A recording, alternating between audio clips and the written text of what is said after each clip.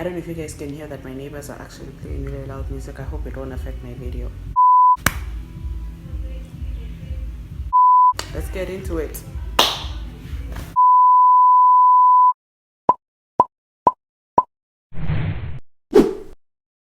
Hi beautiful people, and welcome back to my channel. If you're new here, welcome. My name is Anava and I make faith related and medical related videos. So in today's video, I'm going to be talking about the challenges of being a doctor in 2023. I just want to point out that these 5 points that I'm going to bring out are in no specific order.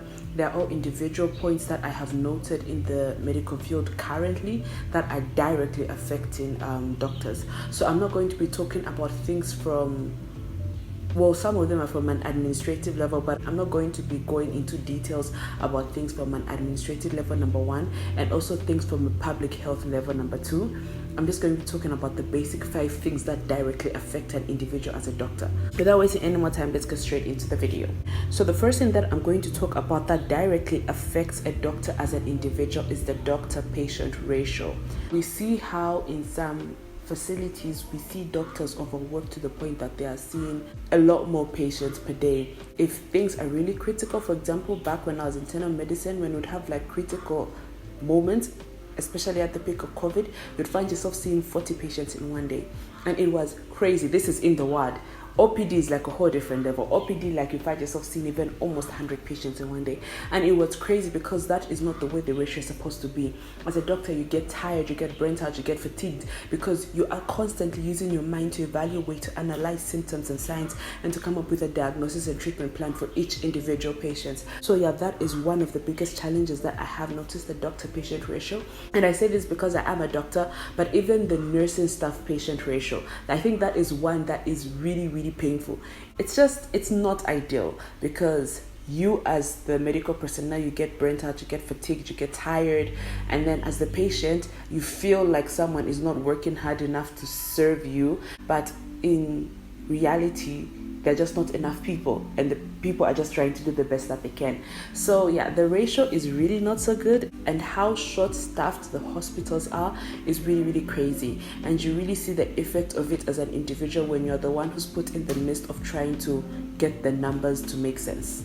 The second point that I have that is a challenge for doctors in 2023, personally for me, this is something that was very big, and that is burnout. Like, burnout is a challenge, and this is something that is global. I mentioned in one of my previous videos how in medicine, the amount of work that you do does not equate the amount of pay that you receive. Because if you count the hours that you work and you divide it by the pay that you receive, you find that you are working for very minimal amount of money.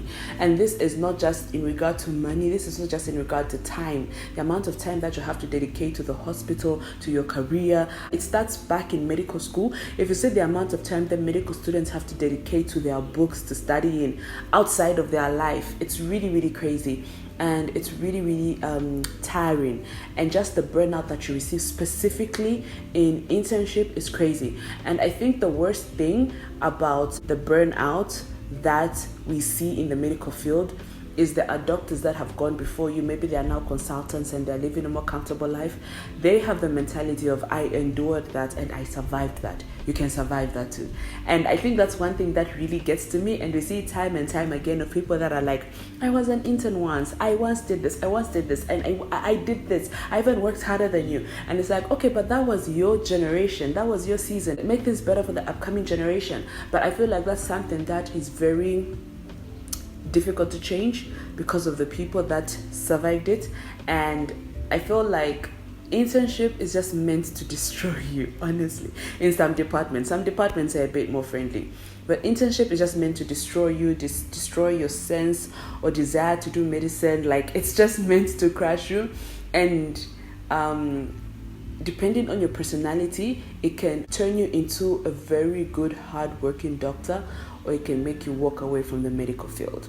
And I think we need to understand that not everyone is built to work perfectly in highly intense pressure settings, and being able to make an environment that is ideal for different people is what is important in the medical career.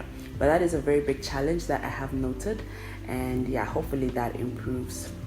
The third point that I have is the lack of job opportunities.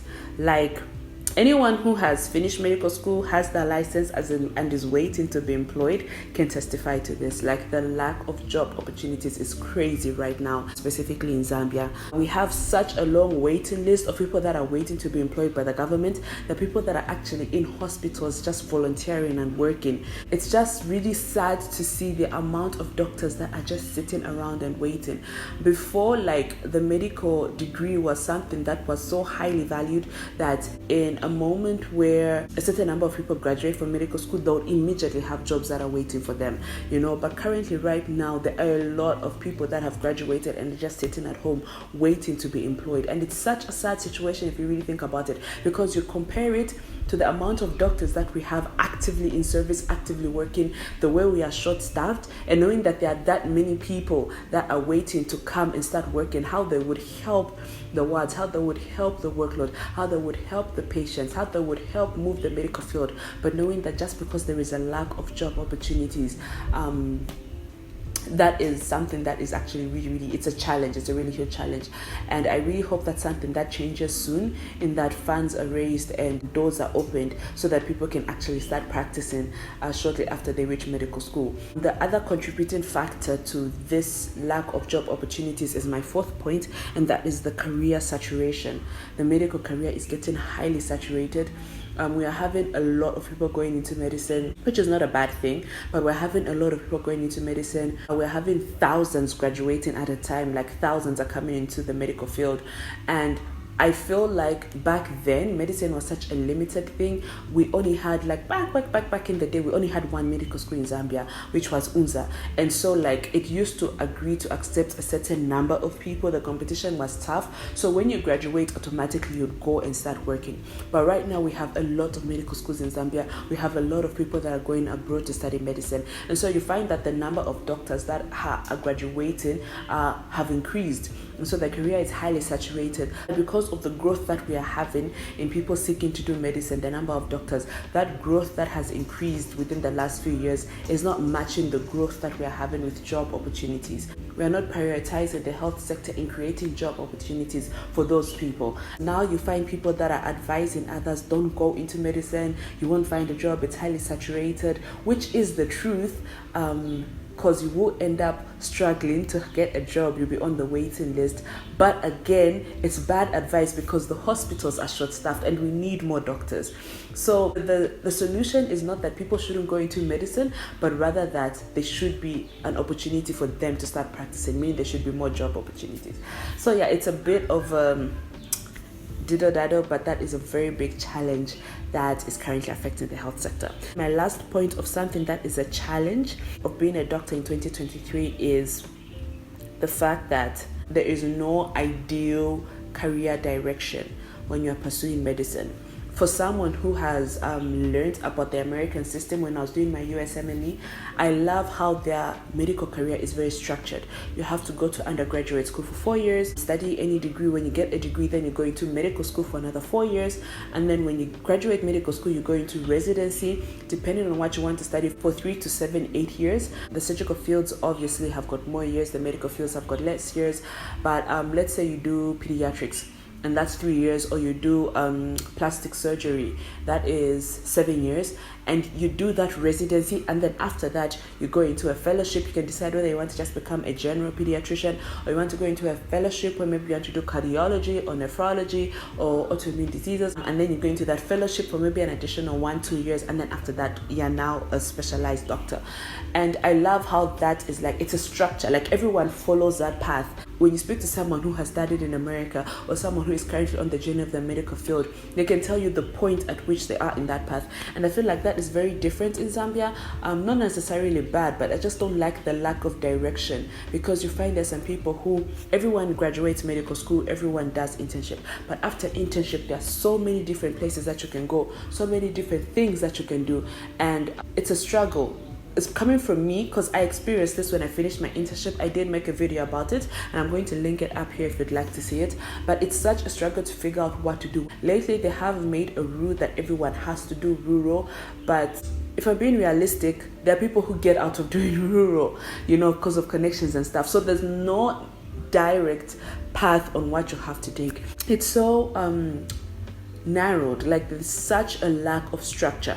And I think back in the day there was structure, like I said, because you'd finish your internship, you'd go for rural, and then they would pay for you to go and specialize. Like there was that structure that was happening. You'd come back and you find a job, and it was ideal. But I feel like now, again, back to the part of medicine being highly saturated, the structure, there's a lack of structure, and everyone is going on different paths, and that is not necessarily a bad thing, but it's a challenge in that you may not know what to do or where to go, or you have to have a connection to do this. If you don't want to do rural, you have to have a connection from someone who's going to get you out of that. If you want to get a position, an SRMO position, you have to have a connection for someone who's going to help you get that position. Like it's there's just no structure. I feel like if there was a structure, then it would be first come, first serve. You'd be able to know who's going where. You'd be able to like just go into the next step of medicine. But right now, it's such a fight to get to that next step. You have to fight to get your position. You have to fight to get your salary increment. You have to fight to go to rural. You have to fight to get study leave. Like it's a fight. It's a battle for everything. And I think that's a challenge, because if we had a structure or we had directions in the medical facility in Zambia, it would help a lot of people in developing their medical careers. So yeah, guys, those are the 5 points that I had, challenges that I feel individual doctors are facing. I believe there are a lot more, especially from the administrative level and from the public health level. There are a lot more, but I just kind of wanted to narrow it down to the 5 points that are currently affecting doctors in 2023. And if you can think of many more, just put them in the comment section below. I'll let people go and read the comment section and just have a feel of things that are affecting doctors in 2023. There's a lot, like social media is one aspect. Like there are really a lot of things that are affecting doctors, but yeah. So I hope you did enjoy this video, and if you did, please go ahead and give it a thumbs up. Like I said, comment down below any other points that you may have, and I will see you guys in the next video. Thank you so much for watching. Bye.